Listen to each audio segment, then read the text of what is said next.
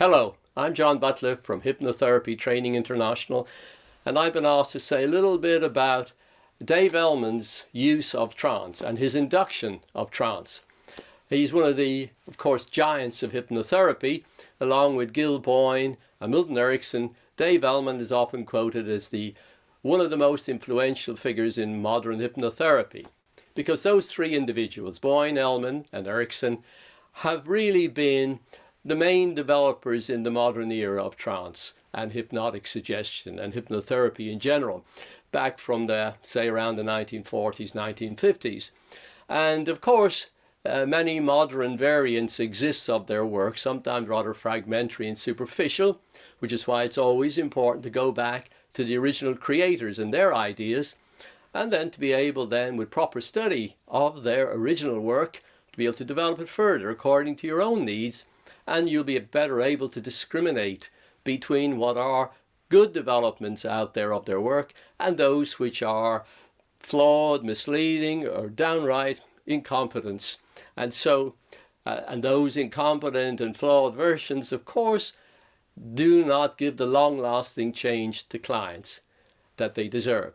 So, very briefly about Elman's role. Well, Elman based his work on previous people's work in the classical tradition, but he realized there was a lot of myths and verbiage and fluff. All kinds of stuff had become like barnacles around the subject of inductions of trance and the development and use of the trance. And like all great geniuses, he understood at a deep level the principles, the deep mechanisms involved within the mind in inducing trance and what trance is like and what suggestion is like. And so he stripped away a lot of that verbiage. So he developed very fast, very direct, yet client-centered, and it could be indirect occasionally according to the needs of the client, but he was very flexible. But for most people, again, the shortest distance between 2 points is a straight line, so you go straight where possible. His methods were very powerful. There were many levels of trance that he knew about and used, and he developed a very testable approach to the state and to the use of the state.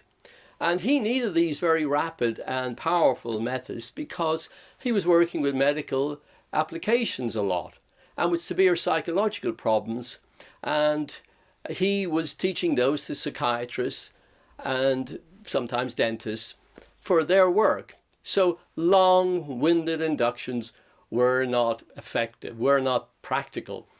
Taking 15, 20 minutes, half an hour for progressive relaxation and staring at a light, which was often was really the most common form of induction, the so-called fixation method on a bright light, tiring out the eyes and with monotonous use of the voice.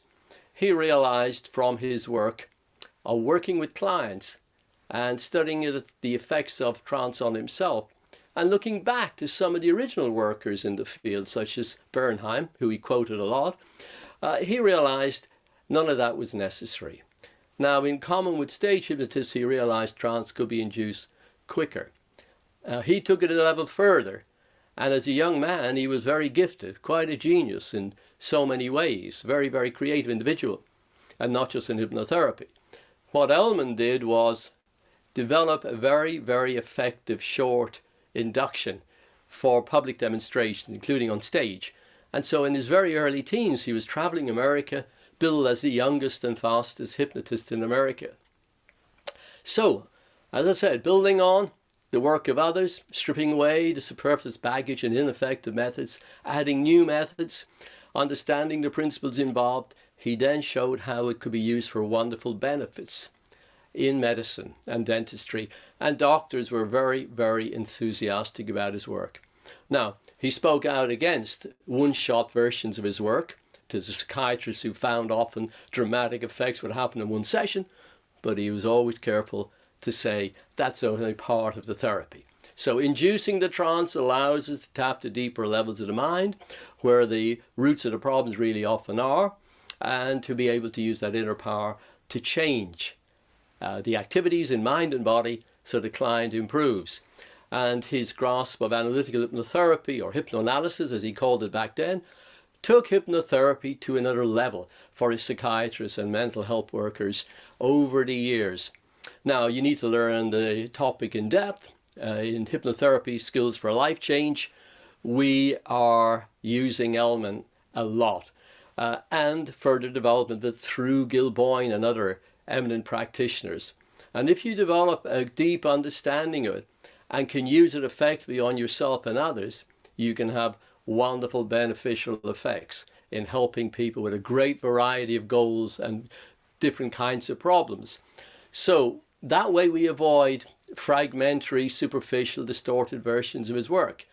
We're keeping true to the original while developing it further and further.